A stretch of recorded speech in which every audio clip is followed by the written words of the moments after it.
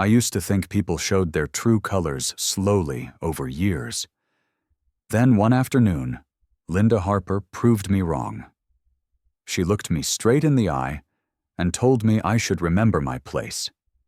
If you've lived through something like that, feel free to share your story in the comments. I pushed the door open at Harbor Beans and caught Linda Harper standing over my daughter. Emily knelt on the floor with a scrub brush, her sleeves rolled up her hands, trembling. Linda jabbed the brush toward her like she was directing a worker who'd shown up late. "Get it done," she barked. "It's your responsibility as the one holding 49%. A couple of customers froze mid-sip. One person lifted a phone recording without stepping in. Emily didn't look up. She kept her head low, shoulders tight, as if absorbing each word. I stopped near the entrance. Something in me pulled tight, but nothing reached my face. Years in federal inspection taught me that the first reaction can cost you more than silence. So I stood there letting the scene unfold long enough to understand it fully. Linda finally spotted me. Her chin lifted a fraction, and instead of easing off, she raised her voice. "Maybe if she didn't slack off, I wouldn't have to do this," she declared, tapping the brush against the tile near Emily's knee. "This place can't run on sympathy." Emily's hand twitched. Linda pressed on, as if proving something to me ownership control rank. Whatever she thought she held, she wielded it with the confidence of someone who believed no one would challenge her. I stepped forward and reached for Emily's arm. "Stand up," I told her. "We're leaving." Linda snapped. "She's not done, and she doesn't get to walk out every time things get uncomfortable." Emily slowly rose, avoiding my eyes. Her breathing shook. Linda kept going. "You coddle her too much. That's why she never finishes anything." Words like those can stain the air around a person. No matter how old you get, hearing someone tear into your child does something to your spine. Still, restraint held me steady. Engaging her there in front of those people would only feed whatever story she was constructing. I shifted my focus to Emily. "Go to the car," keeping my voice even. She obeyed without question. The moment she slipped through the doorway, Linda tried one more time. "Henry, she needs structure, not another escape." No answer left my mouth. I turned, walked out, and closed the distance to the car. Emily had barely pulled the door shut before a sob broke out of her. She covered her face, shoulders, shaking breaths uneven. It's strange how a sound from your child can pull you back through decades, school calls, emergency rooms, moments when you couldn't shield them no matter how hard you tried. Emily wasn't a teenager anymore, but the hurt in her throat carried an old weight. I started the engine. Emily tried to speak. Nothing came out. My grip on the wheel tightened, then eased, then tightened again. The moment we turned onto the main street, my phone started vibrating non-stop. Notifications stacked over each other. A clip from the Café had already made its way onto half the local groups. Emily leaned against the passenger door, scrolling with her hands shaking. Comments flashed across her screen faster than she could read them. "People think I disrespected her," she said with a strained whisper. "They're calling me ungrateful." A second later, another alert chimed, this one tagged with her name. Someone wrote that she'd talked back to her mother-in-law. Another accused her of staging a scene. None of them had been standing where I'd stood. None of them had heard Linda's tone. My phone rang again. A former co-worker tried to wade into the story with the enthusiasm of someone who loved gossip. "Heard you had a situation," he said. "What happened over there? Folks online are saying your daughter snapped at the woman." There was no point trying to correct a narrative already spreading on its own. The more you defended yourself in moments like that, the more people claimed you had something to hide. Emily covered her face with her sleeve. "I should apologize," she muttered. "If I just say sorry, maybe this stops." "An apology won't fix what started this," I replied. "And you didn't start it." Her breathing turned uneven again, and she pulled her knees closer. Emily always tried to solve tension by surrendering first, even when she wasn't at fault. Marriage only made that instinct sharper. Linda had noticed. Linda had used it. We reached my place in northeast Portland, an older home, where nothing fancy happened but everything worked. Emily moved through the hallway with small steps, as though each footfall risked breaking something. My phone buzzed. This time it was a message from a neighbor. "Is it true?" Emily cursed at Linda. The video cuts off. There it was, the half-story people love. A short clip, a few guesses, and suddenly they're experts on someone else's life. A new post appeared on a community page. Linda had written a long paragraph about the trials of having a daughter-in-law who refuses responsibility. She praised herself as patient, devoted, misunderstood. Her audience showered her with sympathy. Emily stared at the screen, as if the words might burn through it. "She makes it sound like I'm some kind of burden." "She knows how to craft a story," I answered, "and she knows people don't check facts." Emily curled up on the couch, clutching one of the pillows like it was the only stable thing left in the room.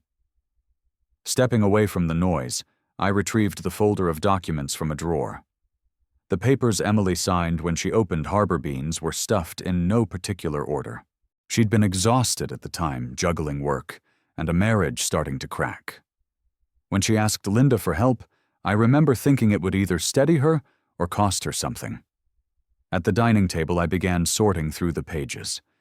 The agreement, the tax forms, the licenses. None of them surprised me until I reached the ownership papers. Something odd sat in the margins, a clause shaded in a different format. Before I could trace the language fully, the doorbell rang. Rosa Martinez stepped in with a bag of food already steaming through its paper lid. "Heard the whole town is talking," she said, placing the bag on the table. "You eating anything today? You look like someone dropped a truck on your shoulders." Emily tried to offer a smile, but gave up halfway. Rosa pulled out a container of stew and set it in front of her. "Eat," Rosa told her. "Not because you owe anyone anything, because you need strength." Then she turned to me. "Linda's pushing a narrative. She's good at building sympathy. People like her always are." She nudged the stack of documents with her knuckle. "You're too silent, Henry. Folks think silence means ignorance, or worse, surrender." "I'm reading first," I said. "You don't walk into a fire without checking where it started." Rosa studied me for a long moment. "You've always been steady," she said. "But steady can look like passive if the wrong eyes are watching." Her words weren't meant as critique, just truth laid plainly on the table. Emily ate slowly, trying to regain some grounding. Rosa stayed a few minutes more, said goodbye, and left with the same brisk energy she always carried. The house settled back into its uneasy rhythm. Returning to the papers, I opened the digital folder Emily had emailed months ago when she first filed them. The contract appeared clean at first glance. Then one line froze me mid-breath. A percentage transfer clause I didn't recall seeing earlier. The signature date didn't match the day she told me she signed it. My attention stuck there. The numbers, the phrasing, the way the date leaned into another section, it all pressed against a part of me that rarely surfaced. The signature date sat there, bold as a confession. Emily had supposedly transferred 51% of Harbor Beans to Linda on a day she'd been lying in a hospital bed groggy from medication strong enough to blur her name. A line of legal jargon marked the transfer as fully voluntary. No witness signature, no timestamp from the Café. Nothing that aligned with what she remembered. Emily slept on the couch, drained from the previous day. I kept scrolling through files. Halfway down the screen, a new message popped up from an unknown number. "You're staring at the wrong place. Check the March transactions. No name, no context, not even a second line. Someone knew what I was digging into. Someone wanted me to look closer. The message tapped at something I didn't want to acknowledge, the growing realization that I'd missed warnings months ago. Emily had mentioned Linda hovering over her books more often. She'd brushed off comments about late-night calls or demands for paperwork. I'd assumed it was simple friction between two stubborn personalities. But this contract didn't look like friction. It looked like design. A notification chimed from Emily's phone. She woke up, rubbed her face, and glanced at the screen. Her posture stiffened. "She changed every password," Emily said. "I can't access the accounting portal or the point-of-sale system. Nothing." "When did she do that?" "Today. I asked her for the financials and she told me I was too emotional to handle it. Then she threatened to sue me for tampering if I tried again." She handed me her phone. The last message from Linda read, "Any further interference will be treated as destruction of property. A person doesn't type something that severe unless they're guarding more than spreadsheets." Emily paced around the room. "She says everything belongs to her now. She keeps telling me I should be grateful she took over because I don't know how to run a business." "Sit," I said. "Let's work through one thing at a time." Her breathing steadied a little as she lowered herself back onto the couch. I returned to the laptop and started a methodical sweep: contracts, statements, scanned receipts. Each document was photographed, uploaded to a separate drive, and labeled. Then audio recordings were added, Emily describing every time she'd been pressured into signing something or cornered into decisions she didn't fully understand. While organizing the files, my phone buzzed again. A former barista from the cafe had sent a short message. She told us the shop would be hers eventually, said she was the only one who deserved it. That sentence anchored everything. The way Linda behaved wasn't spontaneous anger.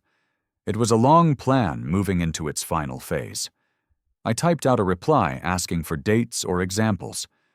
The barista sent a voice memo describing several occasions when Linda bragged openly about taking back what should have been in the family. Emily looked at me with worry. "What does that mean?" "It means she's been building her version of reality for a while," I answered, "and she expects everyone to fall in line with it." Emily wrapped her arms around herself. "I trusted her. Even when she criticized me, I thought it was tough love." "Some people use that phrase to hide cruelty," I said. The contract still hovered on the screen, its wording cold and absolute. I compared the handwriting on the hospital intake forms from that week with the signature on the agreement. The strokes looked off, slanted, uneven. Emily had been barely able to sign her discharge papers, yet somehow she'd signed a binding ownership transfer. No, something was wrong. The anonymous text echoed again in my head. Check the March transactions. Going into the bank platform, I scrolled to the earliest spring activity. Rows of deposits appeared from customers, vendors, and community events. Then halfway down the list, a line item stood out, a large withdrawal, tied to a fund labeled Support for Emily Dalton Recovery. That fund had been created months earlier when she'd been injured in an accident. People across Portland had contributed. The withdrawal had gone to an account I didn't recognize. The initials matched Linda's maiden name. Emily watched me frowning. "What's wrong?" "We need to look closely at something," I said. The cursor hovered over the transaction, and a single click opened a detailed view. Additional notes appeared: authorization codes, routing details, the date, and a memo marked Transfer Family Oversight. My chest tightened. Not from shock, from confirmation. This wasn't about disrespect in a cafe. It wasn't about a power struggle between generations. It was about theft, manipulation, and a deliberate erosion of my daughter's autonomy. I scrolled down again. The March entry remained, highlighted the dollar amount glaring at me. The donation money was gone. funneled out with the same confidence Linda used when she shoved that scrub brush toward Emily. The envelope showed up early the next morning. Emily found it wedged under the door, her name printed across the front. She unfolded the letter while standing in the hallway, and her knees weakened halfway through the first paragraph. "She's banning me from my own cafe," Emily whispered. "She says I violated store policy." I read the notice beside her. Linda had stamped the page with official language citing authority as the primary owner. She framed the ban as a necessary step to protect business integrity. There was no mention of the real motive. "What policy?" I asked. Emily shook her head, unable to answer. Harbor Beans sat on a busy corner, and when we reached it, a handful of locals lingered out front. A few recognized us, whispering to each other. Someone muttered that Emily should have kept her temper in check. Another claimed she'd disrespected family. Those comments fed off Linda's posts, not truth. Linda appeared in the doorway the moment we stepped onto the curb. She held a clipboard as if she were conducting an inspection of her own. "You're not allowed in," she declared. "The contract gives me full authority to make operational decisions. Emily violated the rules." "What rules?" I asked. My tone stayed steady, but the words held an edge. "State them." Linda raised her chin. "She caused a disruption yesterday. You saw it.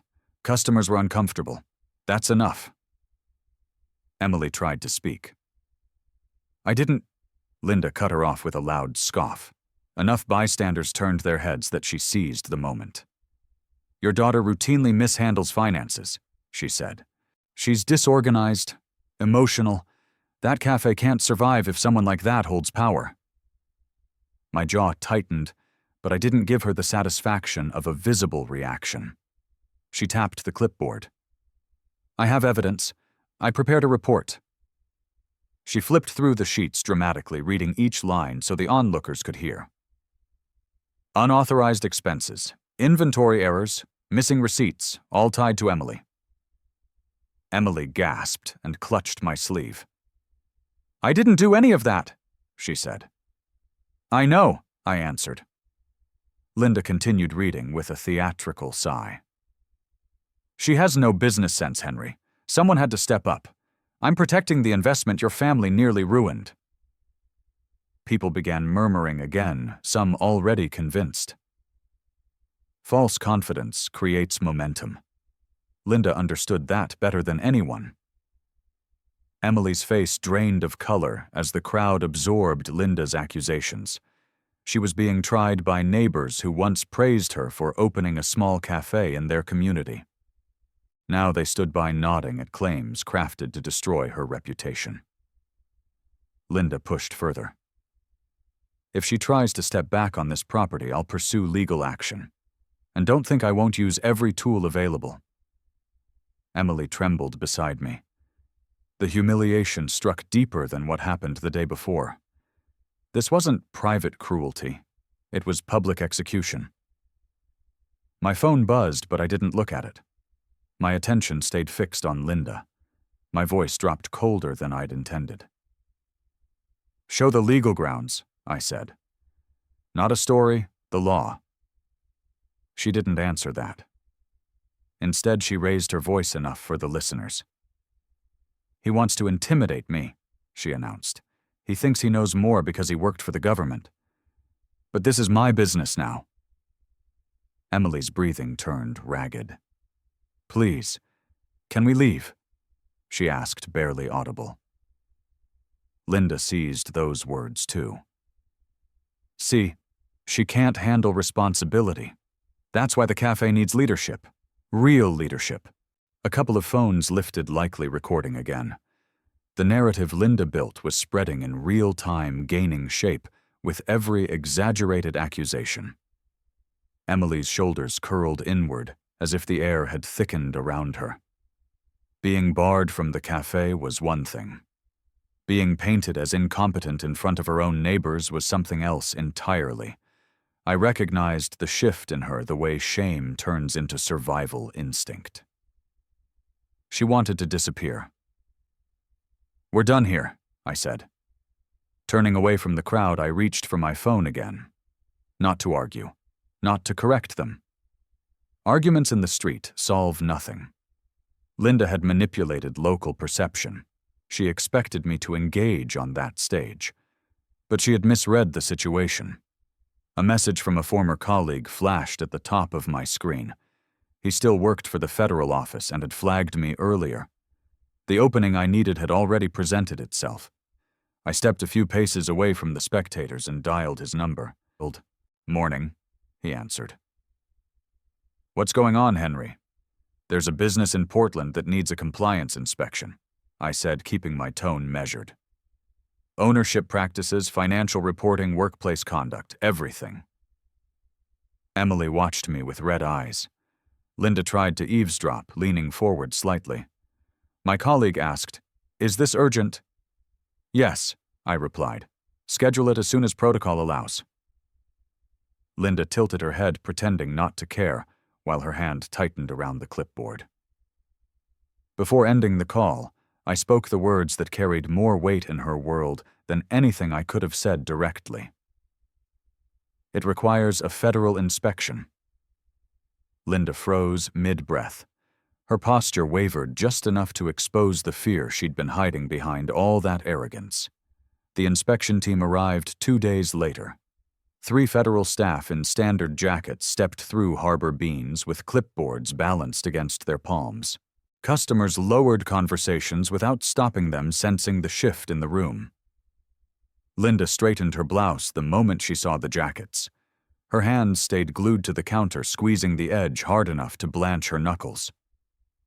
One inspector, a younger man with a measured way of speaking, approached her. "Ma'am, we'll need documentation for supply orders, labor schedules, and safety compliance." Linda forced a strained smile. "Of course. I keep impeccable records. Emily used to handle some of it, but she's very disorganized." She handed him a stack of mismatched papers without looking at them. The inspector flipped through and paused. "Where's the vendor receipt binder?" "It should be here somewhere," she muttered, rifling through drawers she clearly hadn't opened in months. Emily probably misplaced it during one of her emotional episodes. I stood outside near the front window with Rosa. She leaned against a metal railing, arms crossed, expression flat. "She's doing half the work for them," Rosa said. "Keep watching. People like her always reveal themselves when they feel cornered." Linda continued fumbling through folders. Another inspector joined her, asking for payroll logs. She took a deep breath and redirected blame again. "Emily insisted on doing the scheduling. I told her to let me handle it, but she never listened." That line hung in the air, too well rehearsed to be spontaneous. My phone buzzed while I scanned the scene. A former employee had sent screenshots of internal messages, Linda ordering staff to stay late without additional pay, threatening them if they complained. The timestamps went back months long before the contract transfer. I scrolled through each screenshot carefully. Rage didn't surface this time. Calculation did. Rosa glanced at the screen. "That's illegal 6 ways to Sunday," she murmured. "She's been gambling on nobody speaking up." Linda raised her voice again, trying to steer the narrative. "If there's anything missing, I'm sure Emily has it. She always wanted control but couldn't handle responsibility." The younger inspector replied calmly, "Ma'am, we're evaluating current ownership. Please focus on your portion." That sentence shook her facade. Her hand slipped off the counter, then snapped back. 2 customers drifted toward the door, whispering among themselves. Someone outside recorded on their phone again. Not the same feverish energy from earlier days, but cautious interest. People smelled a shift in momentum. Linda looked toward me through the window, irritation flashing across her face. She marched outside. "Are you proud of yourself?" she demanded. "You used your old connections to punish me?" Rosa stepped slightly forward. "He didn't force you to break rules," she said. "That was all you." Linda ignored her. You think a federal inspection scares me? I run a clean business." Her voice carried earning glances from pedestrians nearby. She must have noticed the attention because she retreated back into the cafe, pulling out her phone. Within minutes, a new post appeared on the neighborhood group accusing me of harassment, saying I'd weaponized my past position to intimidate a small business owner. Emily saw it before I did. She sat on my living room couch with her laptop open, her breathing shallow. "She's telling everyone you threatened her," Emily said. "And people believe her. They think you're abusing authority." "People always choose the version that requires the least effort," Rosa said, dropping her coat on a chair. "That's why you can't wait for them to understand. You either reclaim the truth or let her rewrite it." Emily looked overwhelmed, her knees pulled up toward her chest. "Every time we try to fix something, it gets worse. Maybe we should stop." Rosa shook her head firmly. "That's the point, Emily. She wants you isolated. That's how control works. She pushes lies until you're afraid to defend yourself." Emily dropped her forehead to her knees. Her entire body curled in the way people fold when they're carrying too much. Rosa turned to me. "Henry, she's not just bullying. She's erasing ownership. She's erasing her. If you wait for a perfect moment, she'll take everything." She wasn't wrong. Emily cried softly, not breaking down, but unraveling one thread at a time. I'd seen that posture before in trauma cases, interrogation rooms, accident survivors. People retreat when they think the world has already judged them. I sat down next to her, not touching her, just letting her know I was close. "We'll keep moving," I said quietly. "This isn't over." Emily swallowed hard, nodding even though she didn't believe it yet. Rosa gestured to the laptop. "Show him the files again," she said. "Start with the fundraiser account." I reopened the digital folder I'd built, organized with more precision than anything in Linda's office. The list of statements filled the screen. It only took a few minutes to reach the cluster of records tied to Emily's medical fundraiser from the accident months earlier. Scrolling down one particular withdrawal, reappeared the same one the anonymous text had warned me about. This time a new line caught my attention, additional routing data tied to a second account I hadn't noticed the first time, one that matched the auxiliary account Linda used in the March transfer.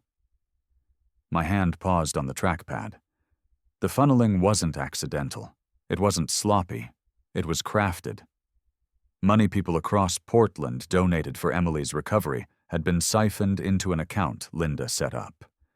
Work became methodical after that. There was no room for guesswork or impulse. Each document, statements, contracts, text logs, internal messages had to be cataloged, backed up, and compared. Emily sat beside me at the table while I lined the folders in order. Her hands trembled whenever a page carried her signature. She forced herself to stay present, though reading every line, as if seeing her own life from a stranger's angle.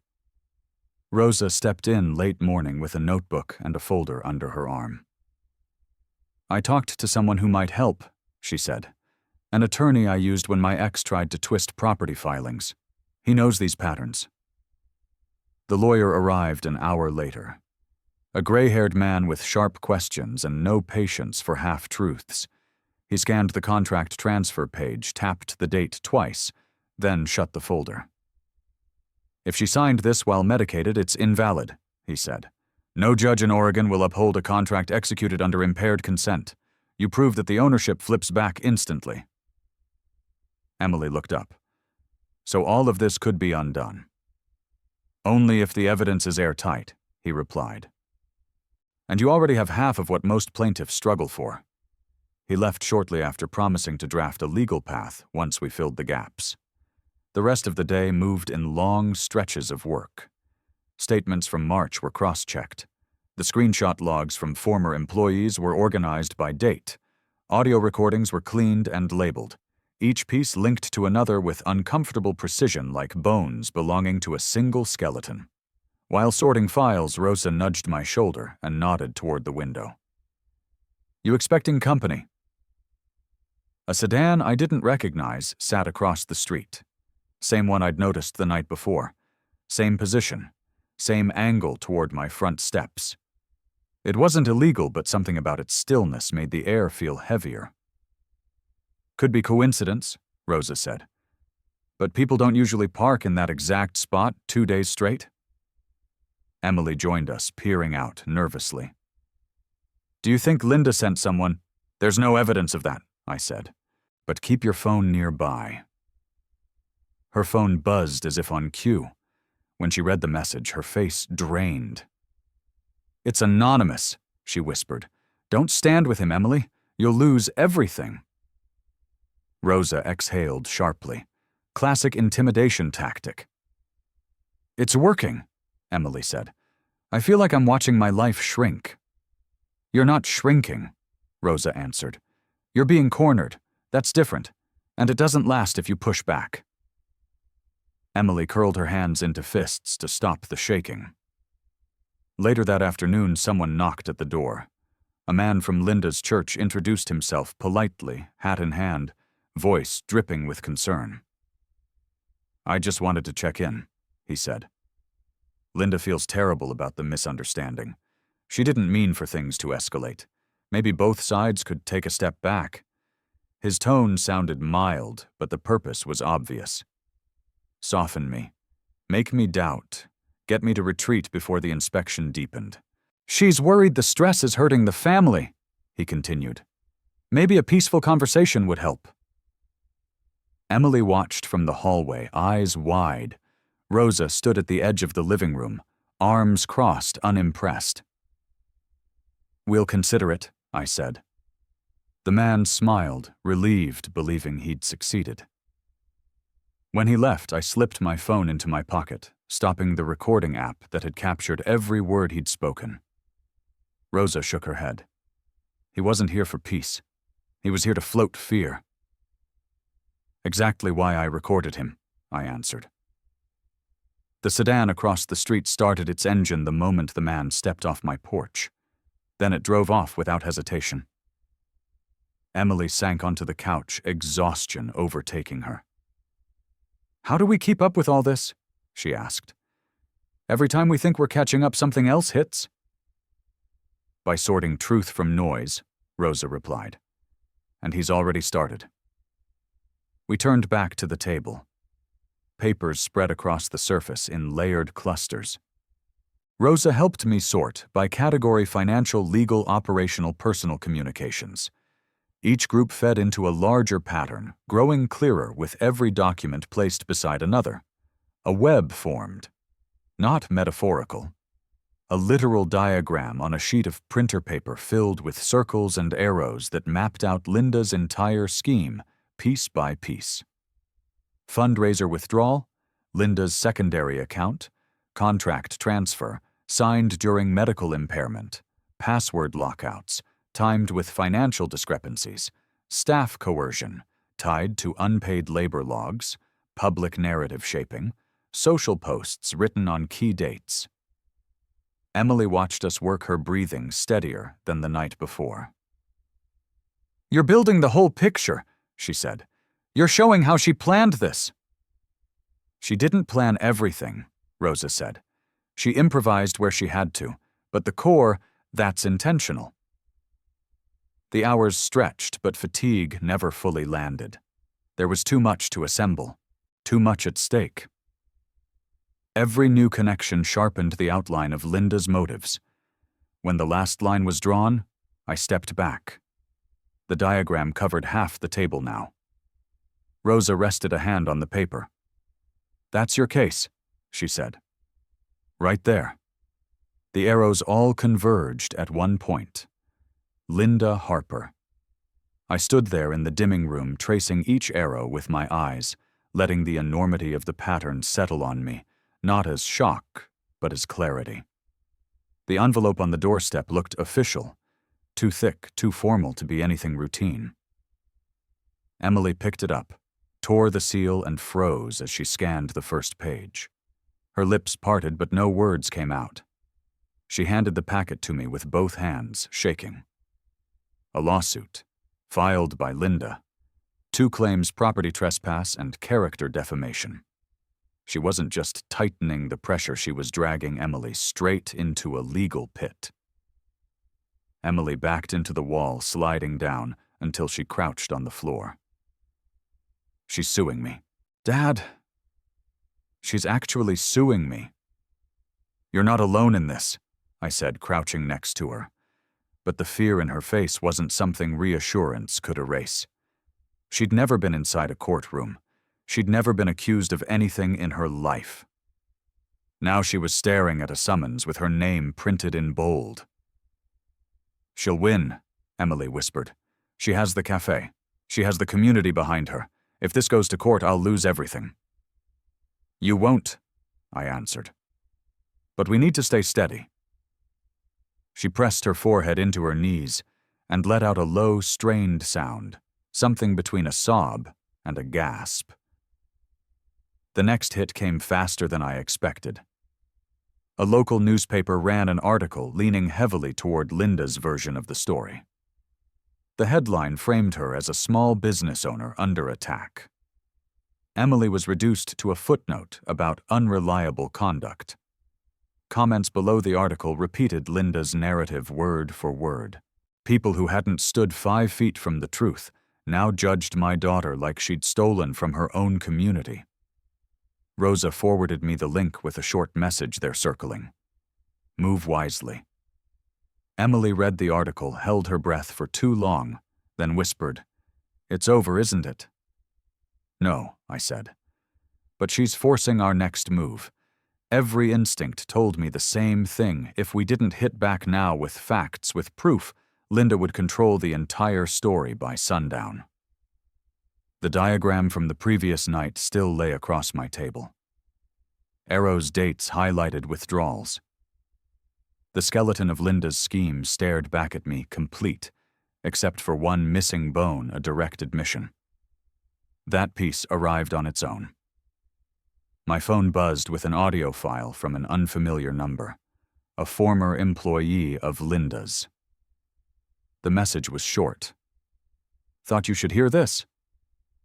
The recording played Linda's voice, clear, arrogant, unfiltered.